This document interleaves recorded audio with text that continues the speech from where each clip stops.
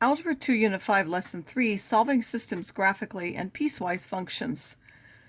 First of all, we want to learn what it means to solve equations graphically, and then we want to understand and graph a piecewise function, and also rewrite absolute value functions as piecewise functions.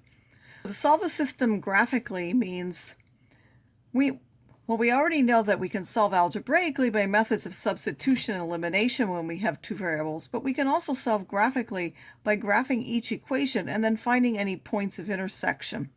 For lines, if they're parallel lines, there will be no solution, and that's called an inconsistent system. If we have two lines that intersect, there's only one solution where they intersect. This is called a consistent independent solution, and sometimes the two lines are really the same. They're just written in different ways. There are an infinite number of solutions for that. That's the dependent case. In an inconsistent system, the lines have to have the same slope at different y-intercepts. For the independent systems, the lines have to have different slopes to intersect in one point, and then the dependent system, they're really the same line, so they have the same slope and the same y-intercept.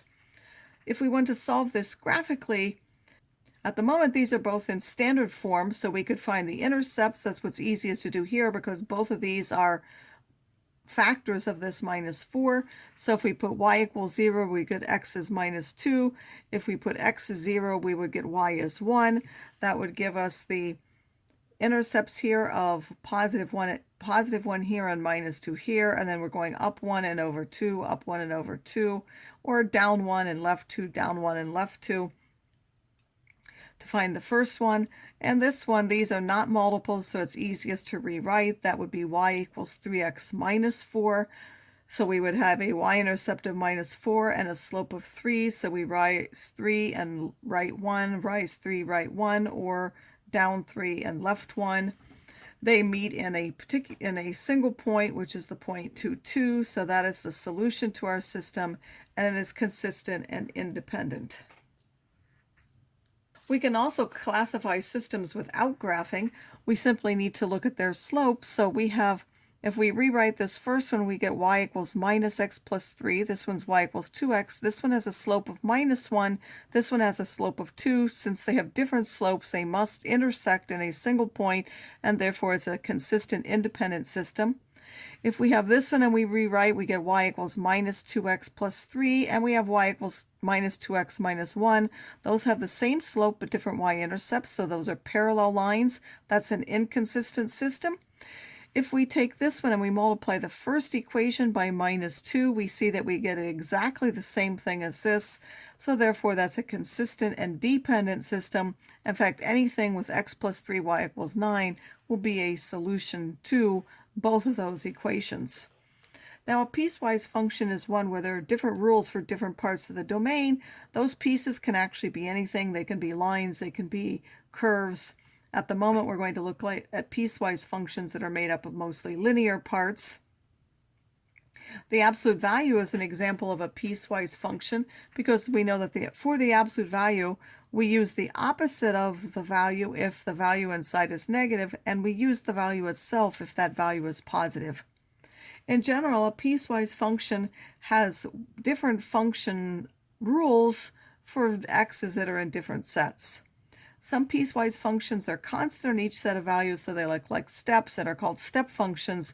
When graphing a step function or any other type of piecewise function, a closed circle means the value is included, and an open circle means the value is not included. So here for this piecewise function, we see that there are 3 different function rules. This is like saying y equals 2, y equals 4 for this x minus 3, and y equals 5. So that means those are 3 lines. 2 of them are horizontal, and this middle one is slanted.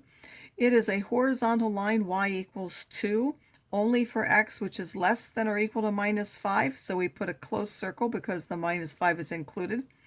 And then here we're going to graph a y-intercept of minus 3, and then a slope of 4/5. We rise 4 and run 5, or go down 4 and left 5.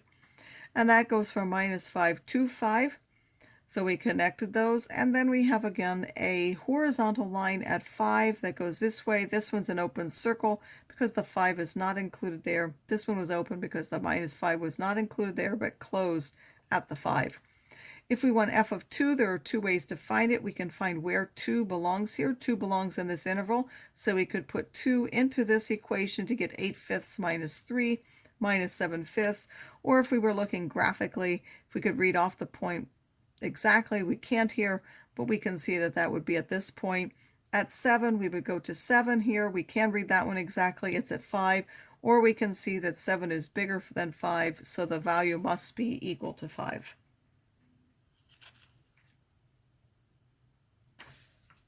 For absolute value equations in general, we can write those as piecewise functions by knowing that if our function is an absolute value function, we can take away the absolute value by putting this function if that function is positive, or the opposite of that if that particular expression is negative. So any piecewise function can be written that way. It's exactly what's inside if that thing inside is positive, or it's the opposite of that if what's inside is negative.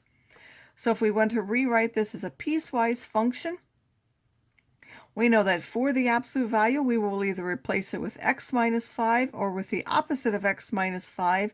We'll put x minus 5 for what's inside if x minus 5 is bigger than or equal to 0, or we'll put the opposite of that if x minus 5 is less than 0. If we rewrite this one, we get 2x minus 13, and if we rewrite this one, we get minus 2x plus 7. This one is for x is bigger than or equal to 5. This one's for x's which are less than 5. And note that that makes sense because this has a positive slope now on the right and a negative slope of 2 on the left. So there are opposite slopes which we know go with an absolute value function. So all absolute value functions can be written as in two different pieces.